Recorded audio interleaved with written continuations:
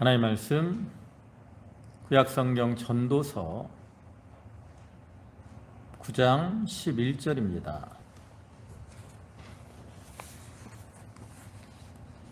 전도서 9장 11절, 구약성경 페이지로는 957조.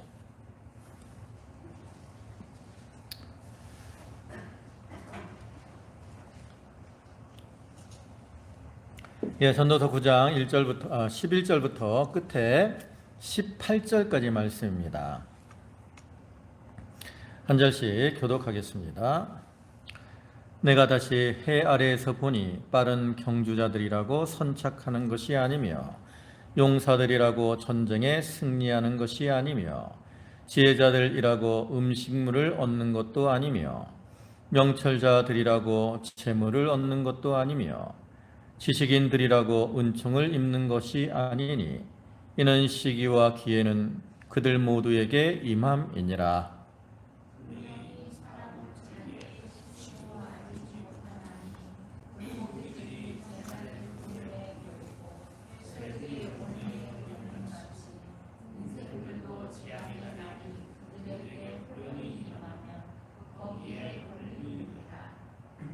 내가 또 해 아래에서 지혜를 보고 내가 크게 여긴 것이 이러하니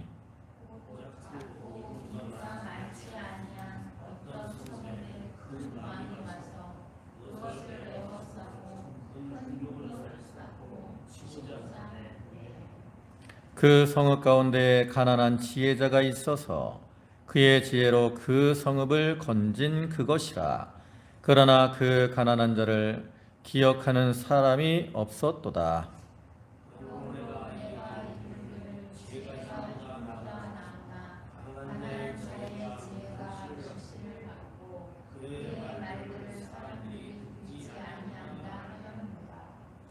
조용히 들리는 지혜자들의 말들이 우매자들을 다스리는 자의 호령보다 나으니라. 지혜가 무기보다 나으니라. 그러나 죄인 한 사람이 많은 선을 무너지게 하느니라. 아멘. 우리가 전도서 앞에 9장 1절부터의 말씀을 통해서는 이 전도자는 그 모든 인간들은 다 죽음을 극복할 수 없기 때문에 이처럼 죽음으로 어떠한 죽음을 끝으로 생을 마감하는 이러한 세상 인생들의 어떠한 궁극적인 허무에 대해서 이제 앞에서 설명을 했지요. 그리고 이제 이어지는 본문에서는 이 해 아래 세상에서 살아가는 인간의 지혜, 많은 사람들이 어떠한 인간의 지혜를 의지하며 살아가는데 이러한 인간의 지혜는 한계가 있기 때문이고요. 그러한 인간의 지혜로는 이 세상의 일들을 세상 일을 예측하는 것이 불가능하다라는 이러한 사실을 통해서 그러한 세상 인간의 지혜를 의지하며 살아가는, 즉 하나님을 의지하지 않고 인간의 지혜를 의지하고 살아가는 인생의 허무함을 여기서 밝히고 있습니다. 특별히 여기서 전도자는 인간의 삶 가운데서 일어나는 여러 가지 일 중에서 인간의 지혜와 능력으로 능히 예측할 수 없는 불확실한 일들을 여기서 두 가지 단어로 표현을 해요. 바로 시기와 기회. 옛날 성경에는 우연이다라는 이렇게 해석을 했는데, 이러한 시기와 기회라는 짤막한 단어로 표현을 하고 있는데, 이 단어는 인간의 어떠한 인간 지혜의 한계를 드러내주는 동시에 그 다음에 전 우주를 주관하시는 하나님의 절대 주권과 섭리의 실제를 나타내는 말이라고 할 수 있습니다. 물론 이 본문에 오면 전도자가 이 지혜의 중요성에 대해서 나름대로 인정을 하고 있습니다. 무시하진 않아요. 그러나 여기서는 이제 어떤 지혜가 주는 유익을 강조하기보다는 이 피조물이 가지고 있는 인간 지혜의 어떤 한계, 지혜와 경험의 한계를 드러내는데 초점을 맞추고 있죠. 즉 전도자는 인간의 지혜로운 행위가 어리석은 행동보다는 우월적인 가치를 가지고 있다라고 밝히고 있어요. 그러나 그것은 지극히 상대적인 것에 불과한 것이고요. 절대적일 수 없다라는 거죠. 그래서 그를 통해서 인간지의 한계를 표출하고 있는 것이고요. 그를 드러내기 위해서 이제 그 당시에 많은 사람들에게 알려졌던 그 한 가지 예화를 들어서 이제 이러한 사실을 입증을 하고 있습니다. 아무튼 전도자는 인간이 살아가는 이 현 세상의 어떤 불확실성과 그 다음에 세상에 살아가는 인간지의 본질적 한계를 이렇게 명확히 드러냄으로써 그러한 인간의 지혜를 또 인간의 경험을 의지하고 살아가는 그 인생은 결국 헛되고 허무한 삶을 살아갈 수밖에 없다라는 이러한 결론으로 우리를 인도하고 있는 거죠. 그래서 우리는 이러한 본문을 통해서 인간이 소유한 그 어떤 것으로도 하나님께서 주권적으로 이끌어 나가시는 그러한 섭리를 거역할 수 없다라는 것을 우리가 기억해야 됩니다.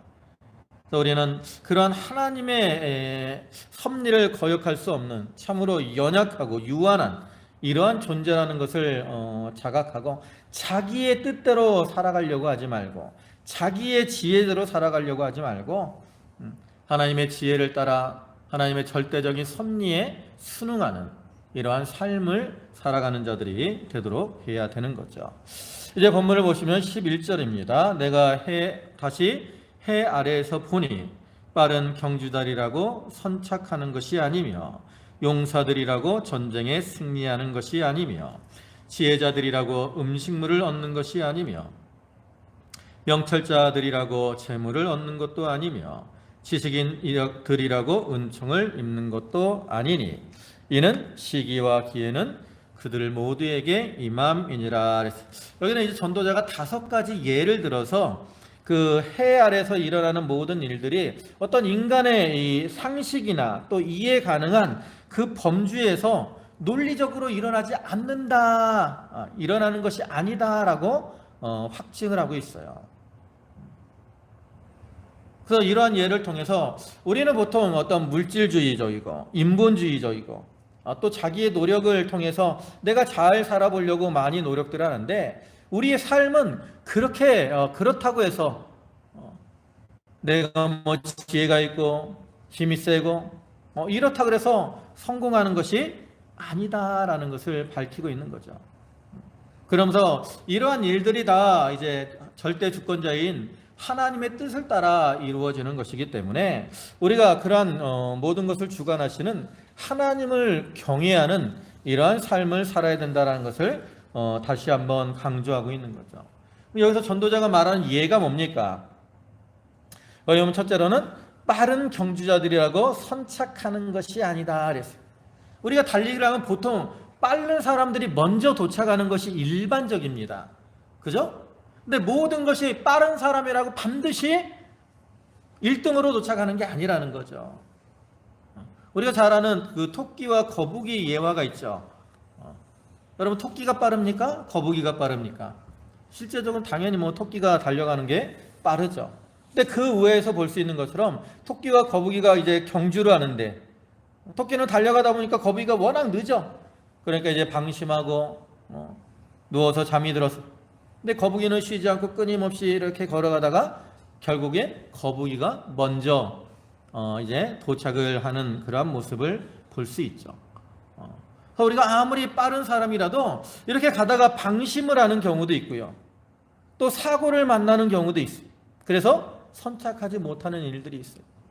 올림픽과 같은 중요한 그 경기들 보면 거기서 육상 경기를 할 때, 100m 경주를 할 때 세계 기록을 가지고 있고 당연히 우승을 할 것이다라고 예상되는 사람이 출발을 잘못해서 실격을 당하거나 이러한 일들도 있고 이런 예들에서 볼 수 있는 것처럼 빠른 사람이라고 반드시 선착하는 것이 아닌. 또 그 다음에 두 번째 예는 뭡니까? 용사들이라고 전쟁에 승리하는 것이 아니며, 보통은 강한 사람들이 이제 전쟁에서 이기게 되는데 그것이 100% 그렇지 않다라는 거죠. 가끔은 우리 군대가 더 우수하고 무기가 더 훌륭함에도 불구하고 어떤 기후나 또 지리적 여건 이런 것들 때문에 전쟁에서 패하는 이러한 경우도 있고요. 또 방심하다가 작전에 실패해서 전쟁에 패하는 이러한 일들도 볼 수 있어요. 우리가 잘 아는 나폴레옹이라는 사람이 이제 많은 나라를 정복하고 그 러시아를 정복하려고 그러거든요. 근데 이 나폴레옹이 러시아 정복에 실패한다고. 뭐 때문에 실패하죠? 기후 때문에 실패하죠. 그 러시아 그 추운 그 날씨 때문에 결국은 실패하고 말아요. 또 우리나라 역사와 관계에 있는 그 일본과 러시아의 러일 전쟁도 마찬가지. 원래 러시아가 이 일본보다 훨씬 더 군사력으로 강한 그런 나라였어요. 그런데 이 러시아가 이 일본과 전쟁을 할 때 그 러시아 국내에 큰 사건이 생겨가지고 이제 그 전쟁에 집중하지 못함으로 인해서 일본에 패배를 하고 말죠. 성경에서도 보면 대표적인 그 다윗과 골리앗의 싸움을 보면 또 예가 있어요. 다윗보다는 골리앗이 훨씬 더 키도 크고 무기도 좋은 그러한 용사였지만 결과적으로 볼 때는 골리앗이 다윗에게 패배하고 마는 것을 볼 수 있잖아요. 그런 것처럼 이기고 지는 것이 어떤 세상적인 여건과 기준에 따라 반드시 그대로 되는 게 아니라는 거죠. 그 다음에 또 이어서 보면 지혜자들이라고 음식물을 얻는 것도 아니고 명철자들이라고 재물을 얻는 것도 아니며 지식인들이라고 은총을 입는 것이 아니니. 그러니까 세 번째, 네 번째, 다섯 번째 뭐 이거는 다 이제 좀 비슷한데 똑똑하고 명철하고 많은 것을 알고 있다 그래서 그 사람들이 반드시 성공하고 잘 되는 것이 아니라는 거죠. 여러분 공부 잘하는 사람들이 모든 걸 다 성공하지 않아요. 공부 잘하던 사람들 가운데 노숙자 되는 사람도 있어요. 또 자기의 명철을 자랑하다가 오히려 사업에 이렇게 망하고 또 실패하는 이러한 사람들도 있죠. 우리가 농사 짓는 분들 많으니까 농사를 지을 때 내가 농사에 대해서 전문가예요. 다 잘 알아. 그렇다고 내가 농사를 지었을 때 모든 것이 항상 100% 풍년이고 내 계획대로 많은 것을 거둘 수 있느냐? 그렇지 않아요.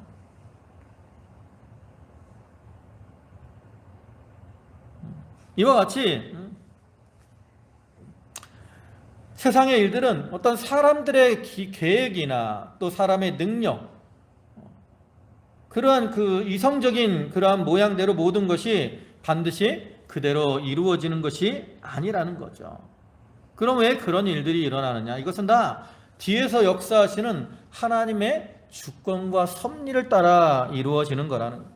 그러니까 하나님이 맞게 해주셔야 사업도 잘 되고 돈도 많이 벌 수가 있다라는 거죠. 그러면서 그 뒤에 말하는 게 그거잖아요. 끝에 보면 이는 시기와 기회는 그들 모두에게 임함이니라. 여기 시기라는 말이 히브리 원어는 에트라는 단어를 사용하는데 이것은 하나님께서 어떤 일이나 사건들이 일어나고 성취되도록 지정해 놓으신 때를 가리키는 게 때. 모든 것이 때가 있다라는 거죠. 그 다음에 기회, 이걸 개역성경에서는 이제 우연이다라고 표현했는데 이 말의 원어는 패가라는 단어인데요. 하나님께서 간섭하시지만 인간적으로 예측할 수 없이 발생하는 여러 가지 사건이나 재난들을 가리킵니다. 그러니까 인간이 볼 때 이게 우연히 되는 것처럼 여겨지는 일들. 가다가 자동차가 갑자기 빵꾸가 났어요. 이건 우연히 된 거죠. 이건 뭐 계획적으로 된 게 아니야. 근데 그 인간이 볼 때는 그것이 우연히 된 것처럼 여겨지지만 그 뒤에는 하나님의 어떤 섭리가 있다라는 거죠. 그래서 이 세상의 모든 일들은 그 일들을 배후에서 주관하시는 그런 하나님이 정하신 시기와 기회에 따라 이렇게 좌우가 된다라는 거예요. 그래서 우리는 그러한 이렇게 하나님의 뜻을 따라 이루어지는 것을 우리는 인정하고 그런 하나님의 섭리와 또 주권을 찾으려고 힘을 쓰고 내 힘으로 모든 것을 하려고 하지 말아야 된다라는 거예요. 왜냐하면 이 인간의 지혜는 한계가 있기 때문에. 그 다음에 12절에 분명히 사람은 자기의 시기도 알지 못하나니 물고기들이 재난의 그물에 걸리고 새들이 올무에 걸린 같이 인생들도 재앙의 날이 그들에게 홀연히 임하면 거기에 걸리느니라. 여기 사람은 자기의 시기를 알지 못한다 그랬어요. 여기서 말하는 자기의 시기는 뭐예요? 바로 그 뒤에 말하는 재앙의 날을 가리킵니다. 재앙의 날. 우리가 재앙의 날을 원하는 사람은 없어요. 나에게 재앙이 임하기를 원하는 사람은 세상에 한 사람도 없다라고 할 수 있습니다. 사람들은 대부분 다 자기가 평안하고 또 잘 되기를 원하지 재앙을 받고 또 망하고 고통을 당하기를 원하지 않아요. 그리고 이 날은 결국적으로는 이제 어떠한 죽음의 때를 가리키는데 그러한 자기의 시기에 대해서 우리는 알지 못해요. 그래서 예를 들죠. 물고기들이 재난의 그물에 걸리고 새들이 올무에 걸리는 것처럼 여러분 새들도 마치 물고기들도 그물에 걸리기를 원하는 거 하나도 없습니다. 새들도 올무에 걸리기를 원하는 것도 하나도 없어요. 그런데 새들이 올무에 걸려서 잡혀 죽기도 하고 물고기들이 이제 어부들이 던진 그물에 잡혀서 죽기도 하게 되는데 그와 같이 우리 인간들도 삶 속에서 여러 가지 환난, 재앙들을 만나게 되는데 그때에 대해서는 우리가 알 수 없다라는 거죠. 그리고 그러한 재앙을 만났을 때 우리의 힘으로 또 벗어나기 어려운 이러한 것들도 많이 있어요.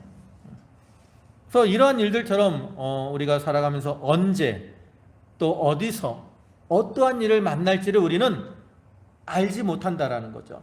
어떤 불확실성의 세계에 살아가는 이렇게 우리의 삶이 우리의 앞날이 불확실하기 때문에 우리 인생들은 그 삶이 점점 허무할 수밖에 없다라는 거죠. 그런데 우리가 알아야 될 것은 믿지 않는 사람들은 이러한 세상의 일들이 이렇게 불확실하기 때문에 그로 인해서 염려하고 근심을 하지만 우리 믿는 성도들은 이렇게 불확실하게 보이는 모든 일들 가운데서도 그 배후에는 하나님이 그것을 주관하시고 또 섭리하시는 그러한 하나님의 주권과 섭리가 있음을 기억해야 된다는 거예요. 그래서 우리가 삶 속에서 비록 재앙이 내 앞에 닥쳐오는 것 같아요. 이게 우연히 이렇게 닥쳐오는 것 같지만 그 배후에는 하나님의 주권과 섭리가 있어요. 그렇기 때문에 우리가 그러한 재앙을 앞에 두고 하나님을 경외하며 또 하나님의 말씀을 지키고 하나님을 의지하고 나가면 하나님께서 그 재앙을 면하게 해주시기도 하고요. 그 다음에 또 재앙을 당할지라도 하나님께서 벗어나게도 해주십니다. 또한 그 재앙 가운데서 그 재앙이 오히려 유익이 되도록 해 주시기도 한다라는 거죠. 다니엘이 사자굴에 들어간 재앙, 사드락 메삭 아벳느고가 풀무불에 들어간 재앙, 그러한 재앙들이 그 당시에는 그들에게 고통과 괴로움처럼 보였지만 그것이 그들에게 오히려 유익이 되고 하나님의 영광이 돌아갔잖아요. 그래서 우리는 이러한 자기에게 닥쳐오는 이러한 어떠한 고난의 시기 그거 알지 못할 수밖에 없지만 그렇다고 해서 우리가 낙심하지 말고 모든 우리의 이 삶을 주관하시는 그러한 하나님의 주권, 그러한 주권하에 이러한 일들이 일어나는 것을 인정하는 가운데 이제 하나님을 의지하고 살아가야 된다라는 거죠. 그러면서 이제 예를 들어서 이제 이 전도자가 솔로몬이 그 인간 지혜의 어떤 한계를 이제 여기서 예를 듭니다. 그 13절 보면 내가 또 해 아래에서 지혜를 보고 내가 크게 여긴 것이 이러하니 곧 작고 인구가 많지 아니한 어떤 성읍에 큰 왕이 와서 그것을 애워싸고 큰 흉벽을 쌓고 치고자 할 때에 그 성읍 가운데 가난한 지혜자가 있어서 그의 지혜로 그 성읍을 건진 그것이라. 그러나 그 가난한 자를 기억하는 사람이 없었도다. 여기 오면 먼저 지혜를 보고 크게 여겼어요. 세상 지혜가 어떤 효용성을 인정하는 겁니다. 왜 이 지혜를 크게 여겼습니까? 보니까 어떤 이제 예를 들면 어떤 작고 인구가 많지 않은 그러한 성읍이 있었는데 어떤 큰 이 왕이 와서 그것을 에워싸고 이제 점령하려고 했어요. 흉벽을 쌓고 이제 그래서 그 성이 망할 수밖에 없었는데 그 성에 있던 어떤 이 가난한 지혜자가 자기의 지혜를 가지고 뭐 지혜롭게 이제 왕에게 말을 잘하든지 이래가지고 그 성을 건져 주었다라는 거예요. 이걸 볼 때 인간의 지혜가 효용이 있어요, 없어요? 효용이 있는 거죠. 우리나라 옛날 그 서희 장군이 이제 뭐 그 고란족과의 전쟁에서 뭐 단판을 해갖고 이기잖아요. 그런 것처럼 인간의 지혜가 이렇게 때로는 효용이 있는 겁니다. 근데 이것이 이제 그냥 어떤 여기 든 예가 어떤 솔로몬이 그냥 그 가상으로 한 게 아니라 여기 보면 보고라는 이런 내가 또 보고라는 이런 표현은 그것이 이제 실제로 있었던 사건임을 얘기하는 건데 그러한 것들을 볼 때 지혜가 효용이 있다라는 거예요. 그래서 그러한 모습이 이제 사무엘하 20장에도 보면 나옵니다. 20장 14절부터 22절을 보면 그 요압 장군이 이끄는 이 다윗의 군대가 다윗의 대적인 세바라는 사람을 잡으려고 이제 세바가 들어가 있는 이 아벨성을 에워싸고 치려고 합니다. 그때 이 아벨성에 있던 이 한 지혜로운 여인이 나와가지고 지혜로운 말로 이 요압과 대화를 해서 그 성을 건지는 이러한 모습이 나오죠. 그러니까 이러한 것처럼 세상 지혜가 효용이 있어요. 지혜로 구원하는 이러한 일들도 있습니다. 그런데 그 뒤에 뭐라 그래요? 그러나가 나오잖아요. 그러나 그 가난한 자를 기억하는 사람이 없었도다. 이렇게 가난한 지혜자가 지혜를 가지고 그 성을 구원하는 큰 일을 행했는데 나중에 사람들은 그 사람을 어떻게 해요? 기억하지도 않아요. 그 사람의 어떠한 지혜자의 은혜를 망각하고 그 사람을 대접하지도 않고 멸시한다라는 거죠. 이런 것들을 볼 때 세상 지혜는 어떻다? 한계가 있다라는 거예요. 만약 세상 지혜에 한계가 없었다면 그 사람들이 그 지혜자를 존중해주고 이렇게 높여주는 그러한 일이 있어야 되는데 그렇지 않다라는 거죠. 그러니까 우리가 지혜로 다른 사람들에게 유익을 줄 수 있지만 그 지혜에는 한계가 있어서 사람들이 그 지혜를 잃어버릴 때가 많아요. 우리가 창세기 40장을 보면 요셉이 나옵니다. 요셉. 그 요셉이 이제 그 감옥에 갇혀 있을 때 그 두 사람이 꿈을 꾸죠. 바로의 그 술 맡은 관원과 빵 굽는 관원이 꿈을 꾸고 그 꿈 때문에 근심을 한다고. 그때 이 요셉이 그 관원들의 꿈을 정확하게 해석을 해주죠. 그리고 그 꿈대로 이제 해석이 이제 이루어져서 그 술 맡은 관원은 회복이 되고 이제 빵 굽는 관원은 이제 목에 달려 죽게 되는데 그 술 맡은 관원이 이렇게 요셉이 지혜로 자기의 그 꿈을 잘 해석해줘서 그 근심에서 해방을 시켜줬지만 그 사람은 요셉을 기억하지 아니하였다라고 말씀하고 있습니다. 물론 나중에는 이제 바로가 꿈을 꾼다면은 그 일을 다시 기억하지만 그 이전까지는 이 사람이 요셉이 자기에게 이렇게 베풀어진 그 지혜, 은혜를 잃어버린 거예요. 성경에만 그러나요? 우리가 이 세상에서도 보면 우리가 잘 아는 이순신 장군 있죠. 우리가 이 임진왜란 이러한 전쟁 때 이제 일본에 의해 침략을 당하고 이제 많은 사람들이 피해를 겪고요. 그 다음에 선조, 그 당시에 왕이었던 선조는 저기 신의주까지 이제 피난을 가는 이러한 신세가 됐다고. 그때 이제 이순신 장군이 이렇게 해군들을 수군을 잘 거느리고 나와서 그 일본 군대들을 격파함으로 이제 일본 군대들이 점점 물러가고 그래서 이제 선조가 다시 왕국으로 복귀하잖아요. 얼마나 이순신 장군이 지혜롭게 잘 한 겁니까? 근데 선조가 어떻게 해요? 이순신 장군을 시기한다고. 그래가지고 이제 원균의 모함을 받아들여갖고 이순신 장군을 이제 관직에서 끌어내리고 그다음에 이제 죽일라 그래서 선조는. 근데 대신들이 말리니까 백의종군을 시키잖아요. 백의종. 우리가 이 자기의 지혜로 다른 사람들에게 유익을 줄지라도 사람들이 그러한 은혜를 잃어버리고 또 배은망덕하는 이러한 일들 세상에는 아주 비일비재하게 많이 일어납니다. 그러고 볼 때 이 세상의 지혜는 한계가 있다라는 거죠.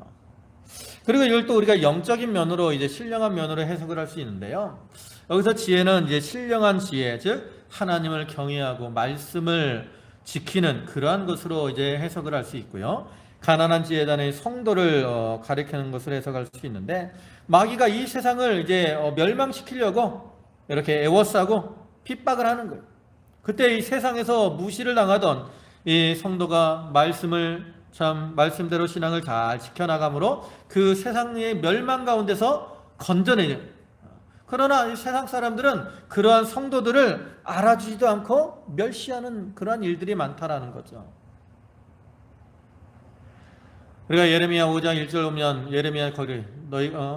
예레미야 선지자를 네가 빨리 예루살렘 거리를 다니며 공의를 구하며 진리를 구하는 사람 한 사람이라도 찾아라. 그럼 내가 이 성을 살 것이다 라고 하나님이 말씀하시는 것처럼 우리가 성도들의 믿음을 지키기 때문에 하나님께서 세상에 내리기로 작정하셨던 이러한 심판들을 면해 주시는 거예요, 사실은.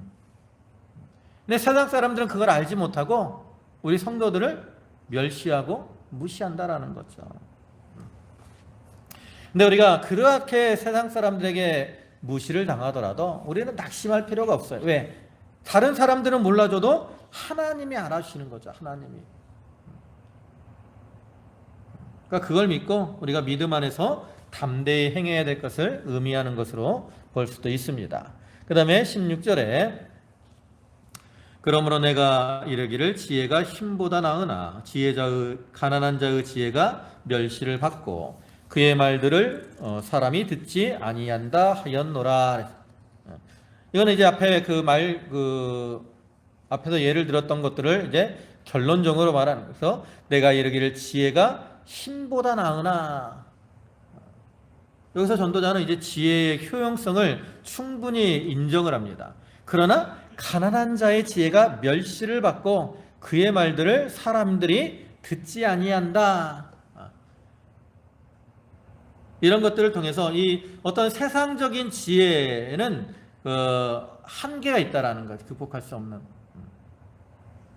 우리가 보통 일반적으로는 이 지혜가 사람들에게 긍정적으로 여겨지고 그것들을 사람들이 받아들이는 것이 사실이지만 때로는 이 참된 지혜가 그 지혜를 가진 사람의 어떤 환경이나 조건 때문에 평가절하가 되고 멸시를 당하고 받아들여지지 않는 그러한 일들이 있다라는 거예요.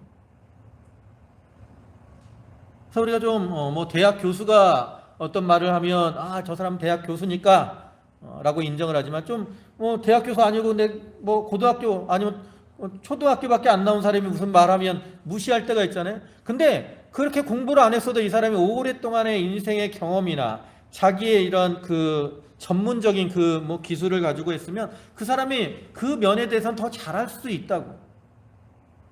근데 그러한 어떤 여건이나 환경 때문에 그 사람의 지혜를 무시하죠. 성경에도 보면 예수님이 이렇게 공생애를 시작하셨을 때 사람들이 예수님에 대해서 뭐라 그랬어요? 나사렛에서 무슨 선한 것이 나겠느냐 그랬다고. 그것도 누가 그랬어요? 나다나엘이. 이 빌립이 이제 나다나엘에게 예수님을 지나면서 증거하니까 뭐라 그랬어요? 나사렛에서 무슨 선한 것이 나겠느냐. 그 지역 때문에 예수님을 무시하는 거죠. 이러한 모습처럼 세상적으로는 어떤 이 여건이나 환경들 때문에 그러한 지혜들이 무시를 당하는 그러한 일들이 많이 있어요. 또 이것은 영적으로는 아까도 얘기했지만 세상은 성도들 때문에 이렇게 세상이 구원을 받는 건데 그러한 성도들을 알지 못하고 멸시하고 또 말을 듣지 않고 잊어버리는 이러한 일들이 있음을 의미하는 거죠. 그리고 이제 17절에 조용히 들리는 지혜자들의 말들이 우매한 자들을 다스리는 자의 호령보다 나으니라. 여기서도 전도자는 지혜의 우월함과 효용에 대해서 언급을 하고 있지만 이것도 이제 뒤에 18장과 연결을 해서 생각을 해보면 결국 지혜나 경험을 바탕으로 한 인본주의적인 지혜의 한계를 보여주는 것이고요. 오직 신본주의적인 지혜 그리고 하나님의 말씀을 따라가는 삶을 살아야 될 것을 교훈하는 겁니다.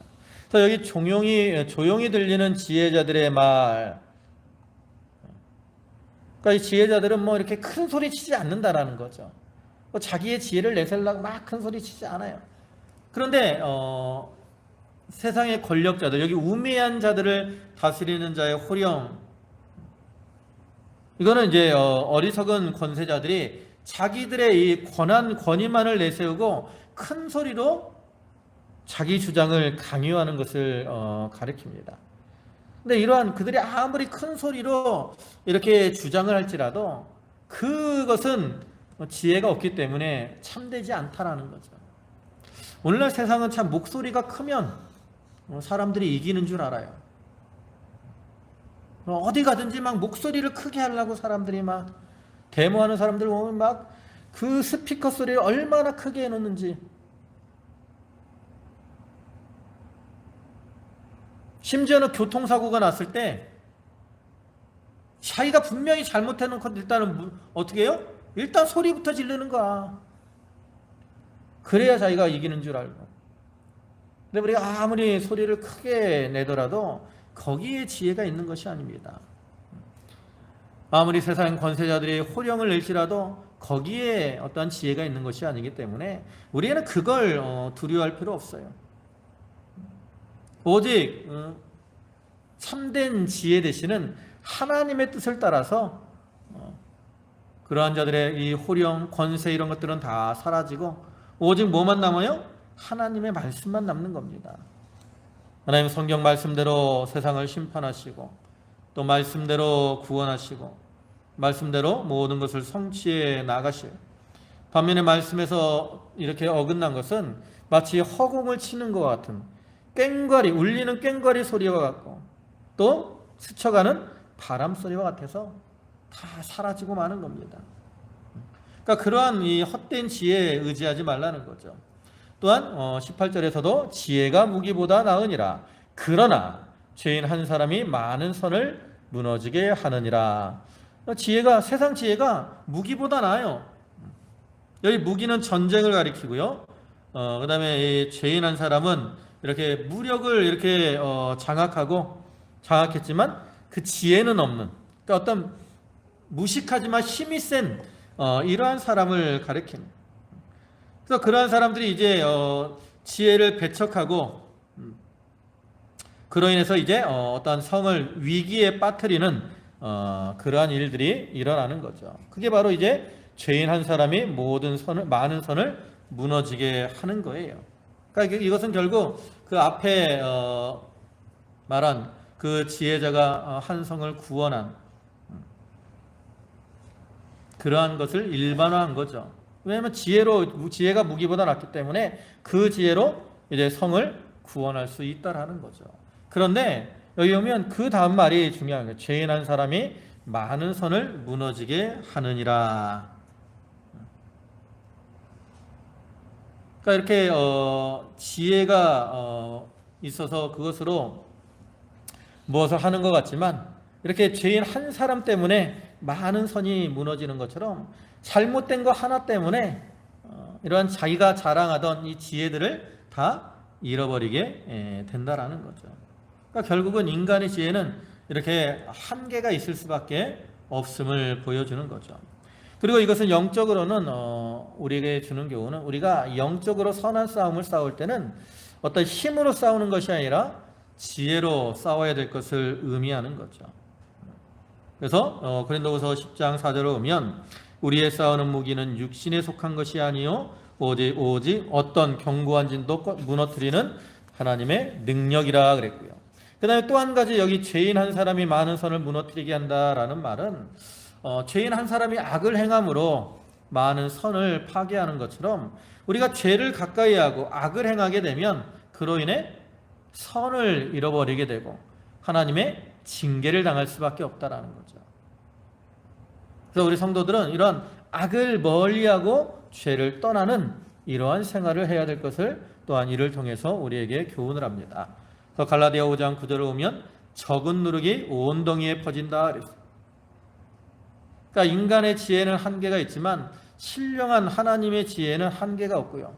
우리가 그 지혜로 이 세상의 모든 것들을 이겨나가고 또 그 지혜를 따라 선을 행할 때 우리가 참된 승리를 거둘 수 있음을 여기서 교훈을 합니다. 세상 많은 사람들은 자기의 지혜, 자기의 능력 이런 것들을 의지하고 살아갑니다. 그러나 이러한 세상 지혜는 다 한계가 있는 거예요. 내가 모든 것을 하는 것 같아도 이 세상의 모든 일들은 그 하나님의 지혜를 따라 하나님의 주권과 섭리대로 모든 것이 이루어지는 거죠. 우리는 그러한 하나님의 주권과 섭리를 이렇게 기억하고 하나님이 주신 지혜로 그것을 깨달아서 어떠한 일들을 만나더라도 낙심하거나 실망하지 말고 그 가운데 역사하시는 하나님의 뜻을 찾아서 그 뜻을 의지하고 나감으로 하나님의 긍휼하심과 또 은혜를 덧입는 그러한 저희들이 다 되도록 해야 되겠습니다. 기도하시겠습니다. 전능하신 주님, 많은 사람들이 자기의 지혜를 자랑하고 자기의 힘으로 무엇을 하려고 하지만 아버지 하나님, 빠른 경주자라고 선착하는 것이 아니고 용사라고 전쟁에서 승리하는 것이 아니며 지혜자와 명찰자와 지식인이라고 해서 식물을 얻으며 또 재물을 얻으며 은사를 얻는 것이 아니라고 하였습니다. 아버지 하나님, 모든 것들은 하나님의 정하신 시기와 또 기회를 따라 이루어지는 것임을 저희로 기억하게 하시고 이런 하나님의 주권과 섭리를 믿는 믿음 안에서 저희가 어떠한 일을 당하더라도 낙심하지 말고 하나님을 의뢰하고 또 하나님을 경외하는 가운데 하나님의 도우심으로 승리의 삶을 살아가는 저희 모두가 되게 하여 주시옵소서. 아버지 하나님, 이렇게 새해를 시작한 지 얼마 되지 않았습니다. 올 한 해 우리의 삶이 참으로 하나님의 주권과 섭리 아래서 하나님의 뜻을 이루고 또 주님 안에서 하나님의 기뻐하시는 믿음으로 살아가며 또한 행복한 교회로 행복한 성도로 살아가는 그러한 저희들 되게 하여 주시옵소서. 모든 것을 주님께 의탁하옵고 예수님의 이름으로 기도 올리옵나이다. 아멘.